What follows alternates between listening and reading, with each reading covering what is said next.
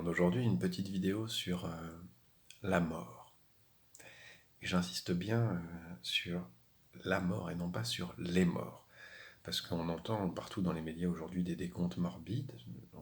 On est comme ça, on est face à un écran qui décompte le nombre de morts ici ou là, qui précise le nombre de morts par âge, par sexe, par origine sociale. Ça serait intéressant aussi, mais on a vraiment une espèce de vide, d'absence de discours sur ce que c'est que la mort. Alors que nos sociétés se mobilisent tout azimut, voire même sacrifient un peu de leur sacro-sainte croissance économique pour éviter des morts, on a comme ça une espèce d'absent extrêmement bruyant. Et cette absence est voilà, la camarde, quoi, cette absente, pardonnez-moi. Donc aujourd'hui, je voudrais vous inviter à réfléchir un peu sur la désignification de la mort, le fait que la mort en elle-même ne signifie rien, qu'on ne soit capable que de parler de la mort de tel ou tel, et non pas sur la place publique de ce que c'est que la mort et comment est-ce qu'on la considère. Sur notre impossibilité, par exemple, de trouver une mort souhaitable, ou d'être capable de lui trouver une signification. Et puis aussi sur autre chose, qui est le fait que d'une certaine manière, on tue les morts une seconde fois, en les privant d'un discours public sur leur éventuelle vie après la mort, sur cette espèce de fait que les morts n'aient pas d'existence. Comme ils n'ont pas d'existence dans la place publique, comme ce ne sont pas des sujets, comme ils ne peuvent pas se venger, comme ils ne peuvent pas être des fantômes, ils n'ont pas de sujet politique ou public après le moment de la cessation d'activité de leur cerveau et de leur cœur. Donc c'est les choses qui m'intéressent. Et là, je reprends ici une formule de Françoise Héritier parce que je m'en servirai plus tard. On a quelque chose comme un butoir de la pensée occidentale moderne, c'est-à-dire vraiment un ensemble, un bloc qu'on ne peut pas éviter. Nous sommes aujourd'hui complètement incapables de penser la mort pour informer le sens commun. C'est quelque chose vis-à-vis duquel nous développons un déni, et avec bon, ben voilà, des aspects et des conséquences qu'on va envisager dans un instant. Je voudrais juste, avant de reprendre, vous proposer de revenir à la règle du jeu.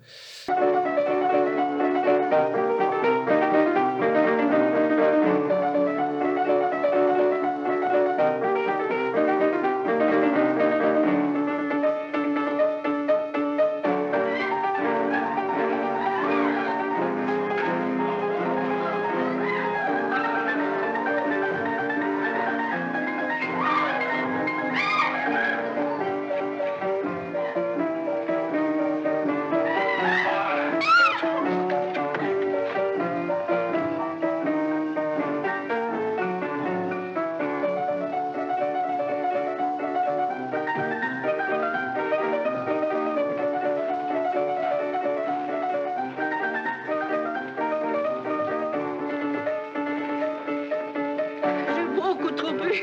Je ne sais plus ce que j'ai fait. Ah, mais tant mieux. Bon, alors on reprend. Comme vous pouvez l'imaginer, pour ceux qui ne sont pas tout à fait familiers de l'anthropologie, la mort est un fait tellement consubstantiel de l'existence humaine que toutes les sociétés l'ont prise en charge culturellement pour lui donner telle ou telle signification, pour lui donner tel ou tel relief, pour la rendre plus ou moins souhaitable, plus ou moins désirable, plus ou moins douloureuse.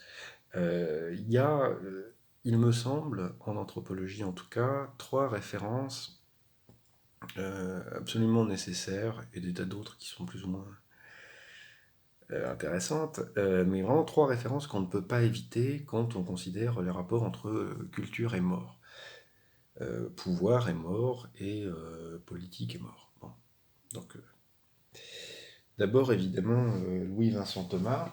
Hop, alors, les bouquins dont je vais vous parler aujourd'hui, Les rites de mort et mort et pouvoir. Parce que Louis-Vincent Thomas, qui est un anthropologue contemporain qui est mort il y a quelques années, se livre à une analyse en comparant les systèmes africains et les systèmes français de l'évolution de notre perception de la mort, et c'est le premier à avoir vraiment formulé avec Ariès en détail une théorie de la désignification. Qu'est-ce qui se passe quand on fait perdre à la mort toute signification possible? Bon, évidemment, une base, Sigmund Freud, Totem et Tabou, on verra pourquoi tout à l'heure. Alors vous allez me dire c'est un psychanalyste, oui, mais c'est un psychanalyste qui pensait que dans le fond, euh, la psychanalyse était une psychologie des profondeurs capable de se construire autour et de nourrir une théorie de la culture. Donc autour d'une théorie de la culture et de la nourrir. Bon, ça c'est une chose. Et que cette théorie principale par rapport à la culture, c'est que la naissance de la culture, c'est un meurtre. Et un culte de ce meurtre. Bon, et puis une troisième référence qui va vous sembler un peu surprenante et à la fois très commune, à l'intérieur de Sociologie et Anthropologie de Marcel Mauss, il y a cet article Effet physique chez l'individu de l'idée de mort suggérée par la collectivité, qui est extrêmement intéressant. Donc on va passer à travers ces trois petits textes pour réfléchir à la mort, non pas les morts, mais la mort, et ce que signifie notre traitement actuel des gens qui meurent du Covid-19, pour être extrêmement précis. Alors on commence par Mauss. On commence par Mauss. Marcel Mauss, dans l'article que je viens de citer, Effet physique chez l'individu de l'idée de mort suggérée par la collectivité, en fait, propose un pont entre la psychologie et la sociologie.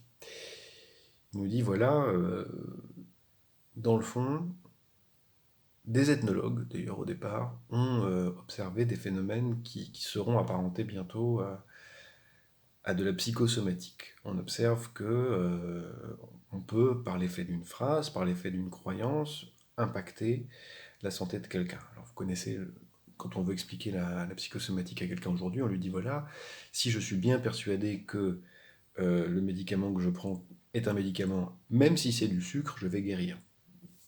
Bon, les exemples que prend Marcel Mauss, c'est plutôt dans une société donnée, avec un chaman, lorsque le chaman dit à quelqu'un « Ah, tu as mangé de l'hippopotame le mauvais jour, tu vas mourir », et la personne meurt. Donc on observe de la psychosomatique, et Marcel Mauss dit « Dans le fond, on serait capable de faire de la sociosomatique ». Alors il ne le dit pas du tout comme ça, il n'utilise pas le terme sociosomatique, c'est moi qui l'utilise et qui l'utilise depuis quelques années. Mais en gros, il nous dit dans le fond, socialement, nous produisons des injonctions à la mort.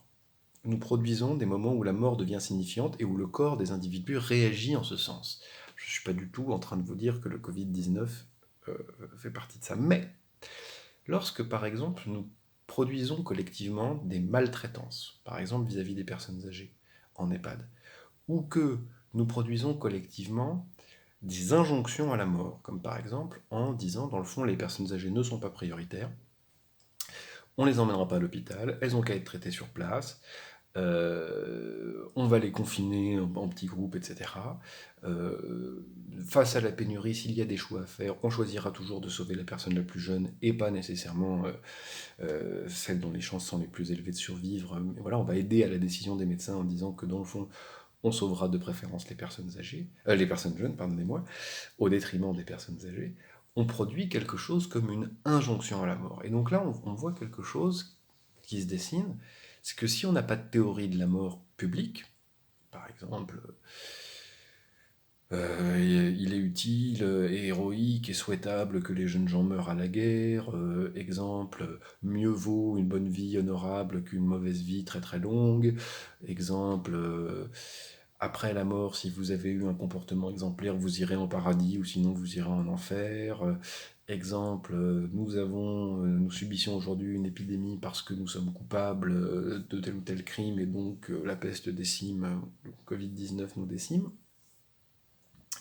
Ne disposant pas de cela, euh, au moins ce dont nous disposons, c'est d'une évaluation de la valeur de la vie des uns et des autres pour les destiner à la mort, ou pour leur éviter la mort. En d'autres termes, on n'a pas de théorie de la mort, mais on a une théorie de la vie, et cette théorie de la vie, en gros, si on la décrypte, c'est plus une personne est jeune, c'est-à-dire active, non retraitée, productive, etc., plus elle a de valeur, et donc plus sa vie a de valeur.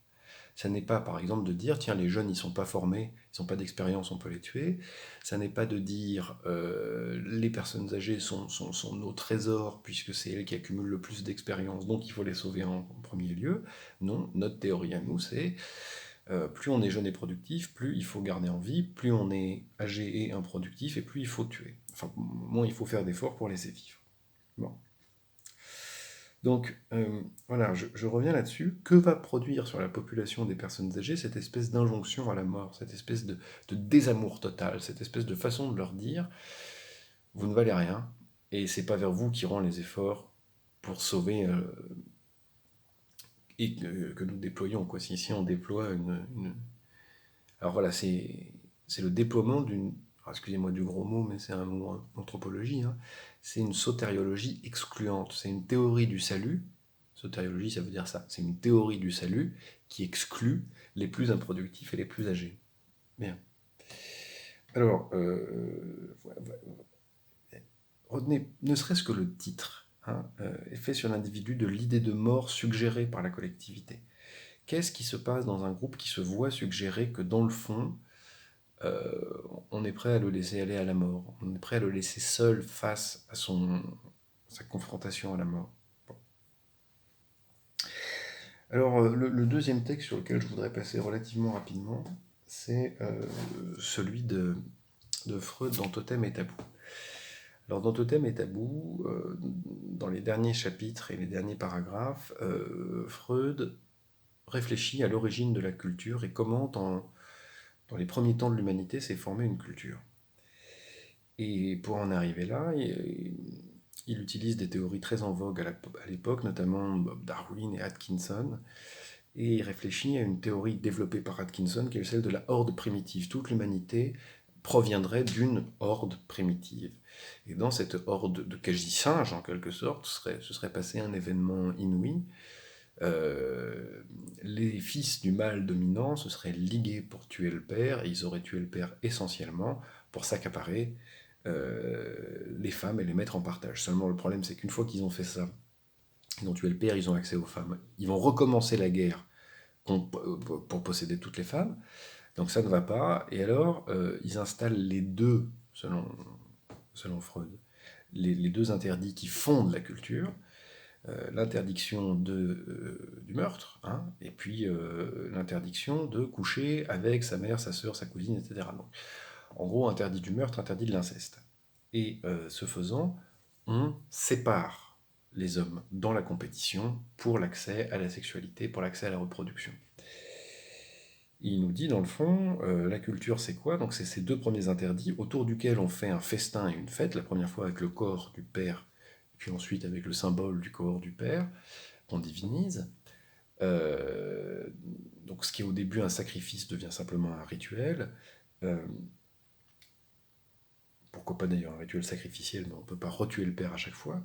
Et donc il nous dit, voilà, la naissance de la culture, c'est ben voilà, une confrontation à la mort, à la culpabilité ressentie vis-à-vis du sacrifice qu'on a produit en commun, et du sens qu'on a donné à cette mort, de l'interprétation qu'on a donnée à cette mort. Alors, je ne vais pas aller trop loin, je voulais simplement rappeler cette réflexion-là, qu'on y adhère ou qu'on n'y adhère pas, pour rappeler à quel point la pensée qu'on a de la mort, la conceptualisation qu'on a de la mort, a un impact sur le sens qu'on va donner à la vie spirituelle, le sens qu'on va donner à la vie en commun, le sens qu'on va donner à la notion de sacrifice, etc., etc. Et pourquoi pas, si on se place dans la lignée de Freud, au geste même de création d'une culture, à ce que c'est fondamentalement qu'une culture. Bon, voilà. Je laisse ça à la réflexion pour ceux qui veulent lire plus avant. Je voudrais maintenant en venir à Louis-Vincent Thomas. Alors, Louis-Vincent Thomas, par exemple, dans cet ouvrage, qui est celui que je vous recommande le plus, l'autre est assez ennuyeux, Rite de mort pour la paix des vivants, Louis-Vincent Thomas nous fait une description de l'évolution de la perception de la mort et des rites de mort en Occident chrétien depuis le Moyen-Âge à nos jours. Et il nous dit que dans le fond, il y a 3 temps. Dans un premier temps, le plus ancien, la mort fait en quelque sorte partie des choses de la vie, c'est quelque chose qu'on attend benoîtement, et puis voilà, quand quelqu'un meurt, ça fait partie des éléments. Ça fait l'objet de farce, ça fait l'objet d'humour, on a une relation relativement détendue. À partir du XIVe siècle, quand on produit les manuels de confession et qu'on crée en Occident chrétien une vraie culture de la culpabilité et de l'angoisse du jugement dernier, chose qui n'existe que très peu avant, euh, la mort devient essentiellement la mort de soi, moi. Euh, Ce qui est dramatique dans la mort, ce qui est tragique dans la mort, c'est de s'assurer que on s'est bien confessé et qu'on va bien passer entre les lames de la justice, le glaive de la justice divine. Donc le drame, c'est autour de la personne qui meurt. On considère que ce qui est vraiment dramatique, c'est le fait que peut-être il ira en paradis, peut-être il ira en enfer. Et c'est ça qui forme l'enjeu vraiment dramatique en quelque sorte. Vient ensuite un troisième temps, qu'il situe pendant le début du 19e siècle et qui est vraiment la croissance du romantisme, dans lequel finalement la mort, ça devient surtout la mort de l'autre. Le drame, ça devient la mort pour ceux qui sont en deuil. Pardon, c'est ça. C'est littéralement un événement dramatique pour ceux qui ont vécu une perte. Et on mettra en scène, dans les peintures, dans le théâtre, le chagrin terrible de celui qui se retrouve, en quelque sorte, dépossédé de la vie de quelqu'un par la mort de cette personne-là. Donc vous voyez, au début, il n'y a pas de drame. Ensuite, il y a un drame pour celui qui meurt, et donc qui est accompagné. Et ensuite, il y a un drame pour ceux qui sont autour du mort, et qui donc vont se trouver accompagnés par les rituels. Et ce que nous dit Louis Vincent Thomas, c'est qu'aujourd'hui, on est face à un processus, une quatrième phase en quelque sorte, de désubjectivation du mort, c'est-à-dire que, et de la mort, c'est-à-dire que la mort n'est plus rien. La personne meurt quasiment tout le temps à l'hôpital, on la considère comme un chiffre, on ne sait pas très bien comment l'accompagner. Alors il y a d'autres anthropologues qui disent que si, dans les sphères très intimes, dans l'échelle de l'intimité, on a redéveloppé une spiritualité de la mort, mais je m'intéresse ici aux propos de Louis Vincent Thomas, qui nous dit vraiment, on est dans la réification des morts. La mort est un phénomène physique, physico-biologique, et on le traite de manière chiffrée. Bien. Alors, je pourrais vous lire des extraits hein, ici. Voilà, chapitre 3 de Mort et pouvoir. Gérer se conçoit dans le cadre d'objectifs bien définis, car il s'agit toujours de reproduire la société dans sa hiérarchie et d'assurer la rentabilité du système. Il faut donc utiliser efficacement des ressources limitées. En ce qui concerne le mourir, la matière première ne manque pas, puisqu'on peut toujours compter sur un effectif relativement stable, de 530 000 à 550 000 décès par an en France. Quant aux ressources, il importe de les définir. Avant tout interviennent les ressources économiques, etc., etc. Et si je vais un tout petit peu plus loin, il nous décrit quelque chose qu'on reconnaît. Hein. Là, le malade réifié, objectivé, réduit à un numéro ou à un cas est pris en charge dans le contexte d'une organisation où le temps même de la mort se trouve codifié. Ainsi a-t-on défini des trajectoires variables selon le rythme lent ou accéléré du mourir. Enfin, je vous invite vraiment à lire surtout les rites de mort et pouvoir, pourquoi pas, parce que ça nous permet de prendre un peu de recul sur ce qui se passe. Quand aujourd'hui on loue des espaces funéraires dans le marché de Rungis pour entreposer des corps avec des procédures minutées pour les visites, minutées et facturées, et que, en définitive, on affirme sur la place publique que l'essentiel des choix qui seront faits pour la survie et contre la mort seront déterminés par des choix économiques.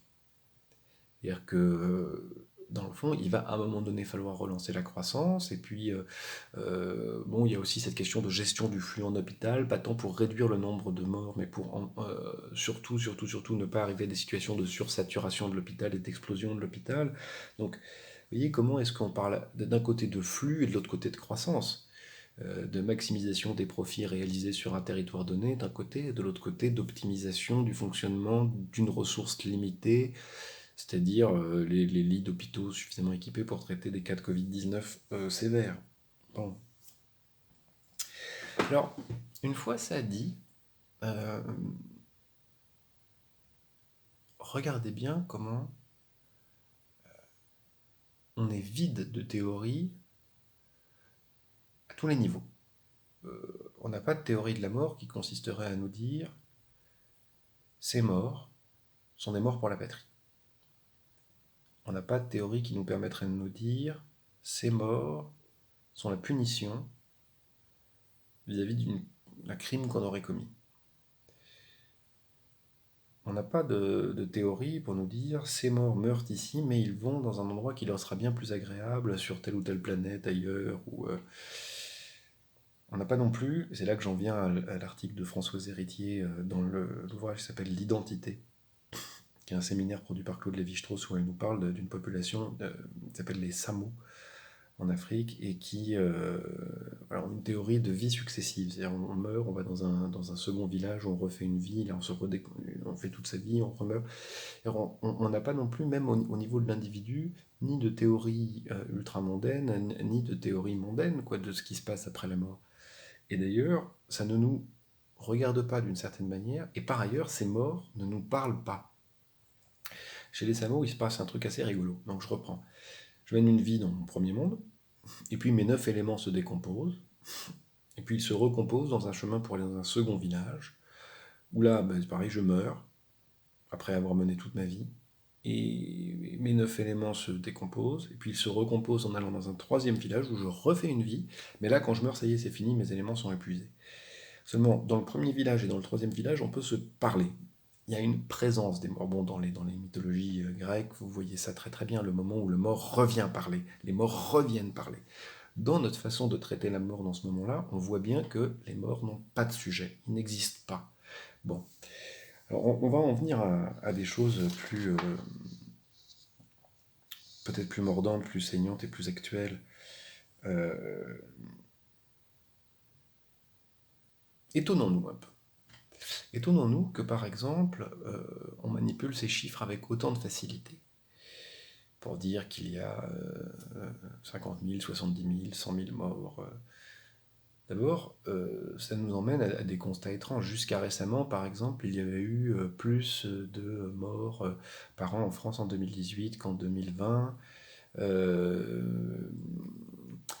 Il y a toujours beaucoup, beaucoup moins de morts cette année du Covid-19 que de la grippe saisonnière, en tout cas celle de 2018,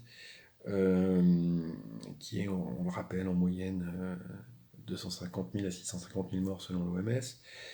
Et on a des chiffres sur le Covid, puis en même temps on se réjouit du fait qu'il y a moins de morts sur les routes, etc. Mais il y a un truc qu'on ne fait pas du tout, par exemple. On ne compte pas le nombre de morts dus et qui vont être attribuables dans le futur aux mesures de confinement.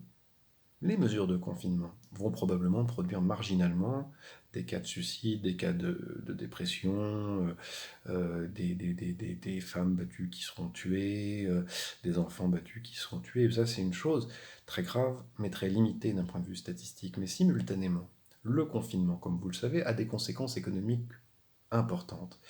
Et ces destructions économiques-là auront des conséquences en termes de vie.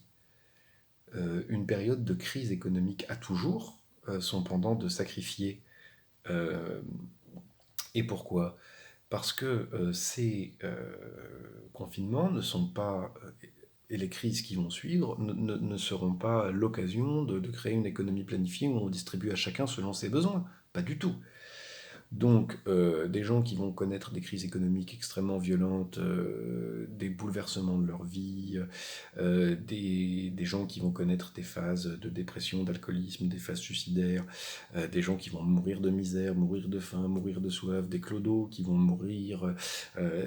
La crise économique va avoir un coût en termes de vie humaine, et rappelons-le, cette crise économique a pour cause essentielle et unique le confinement. Le confinement en France et ailleurs. Donc on compte les morts du Covid, mais on ne compte pas les morts du confinement. Ça c'est bizarre, hein ? C'est étonnant. C'est-à-dire que dans le fond, la vraie question qui existe ici, c'est pourquoi on s'est mis à compter comme ça publiquement les morts du Covid. Voilà. Et pourquoi est-ce qu'on a été prêt à sacrifier à ces morts-là d'autres morts qui vont venir ? Il sera très intéressant par exemple de comparer l'évolution des courbes de mortalité en France et en Suède. Je dis la France et la Suède parce que la Suède n'a pas adopté de mesures de confinement radicales comme la Corée du Sud et comme Singapour d'ailleurs.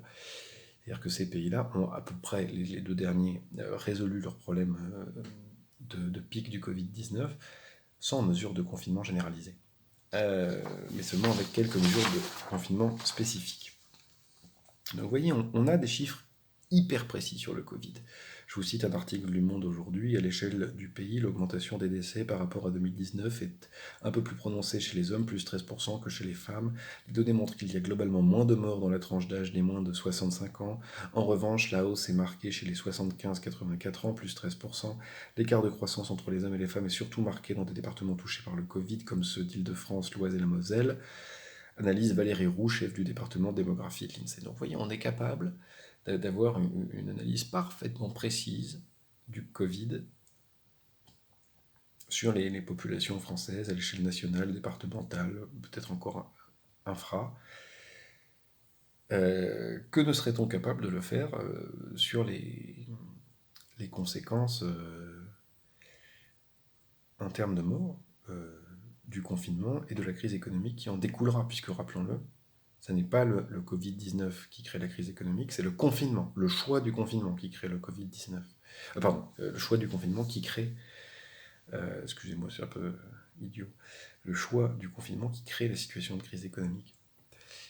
Alors, c'est rigolo parce qu'on a d'un côté une cause de mortalité qui est inhumaine, le virus, et de l'autre côté, une cause de mortalité qui est purement humaine. C'est-à-dire qu'on fait ce choix de risquer des morts. C'est très très très particulier. Et peut-être on peut le faire que parce qu'elle n'a aucun sens. Sinon, ce serait moins drôle. Moins drôle d'imaginer que on n'a pas à porter le deuil collectivement et on n'a pas à donner du sens à la mort d'agents économiques et techniques, puisque dans le fond, un agent économique et technique, il est vivant tant qu'il est vivant, puis pouch, quand il meurt, c'est fini. Ça serait une espèce de parfait philosophe. Et puis, deuxième peine, on peut sacrifier des agents économiques et techniques sur l'autel d'un certain type de relance particulièrement profitable et qui ne traitera pas la crise par un remède de collectivisation, de grande solidarité. Je rappelle à ce titre quelque chose que j'ai déjà dit dans les vidéos précédentes, et qui est que c'est complètement inouï et contre-intuitif ce que nous fait le président Macron dans ses vidéos, de nous dire voilà, qu'il appelle à l'union nationale, à l'union, quoi, au fait de faire corps, quand la première chose que produit un confinement, c'est de détruire toutes les solidarités à l'échelle de la fréquentation qui ne peuvent plus exister que via des réseaux internet. Heureusement qu'il reste encore des sous populaires et des gens qui s'entraident, et qui s'entraident malgré le confinement, sinon les conséquences seraient atroces. Bien. Voilà, mais je voulais vraiment vous parler dans le fond, ce qui est en train de nous arriver, ce qui est une double mutilation. C'est-à-dire que dans le fond, les morts, les personnes qui ont trouvé la mort à cause du Covid-19 deviennent des chiffres, les vivants deviennent d'éphémères statistiques, tant on est prêt à les sacrifier sur l'autel du genre de relance qu'on va faire et du choix de la crise économique qu'on a produit à travers le confinement et la non-planification de l'économie. Bien. Je sais que c'est des mots qui sont lourds de sens et que je le dis peut-être un peu légèrement, mais néanmoins ce sont des faits. Voilà. C'est vraiment une double mutilation. Les morts n'ont pas de sens, n'ont pas de sujet, ils n'ont pas le droit de réponse, et les vivants ne sont que des statistiques qu'on sacrifie sur l'autel de la préservation du néolibéralisme en France et de leur dos, etc., etc. Mais ça, c'est d'autres vidéos. Voilà. Et l'ensemble de ces événements font que, effectivement, tout ce qui se passe autour du Covid-19, pour nous, aujourd'hui, n'a pas de sens, pas plus que la mort n'a de sens. Voilà le petit cheminement que je voulais faire avec vous sur finalement cette espèce d'éléphant au milieu d'un couloir. Hein. C'est l'énorme sujet qui n'est pas traité. Bien. Et j'espère ne pas vous avoir trop démoralisé, j'espère ne vous avoir pas heurté, si c'est le cas, je m'en excuse. Et je vous souhaite à toutes et à tous des jours les plus heureux possibles. Salut tes joies.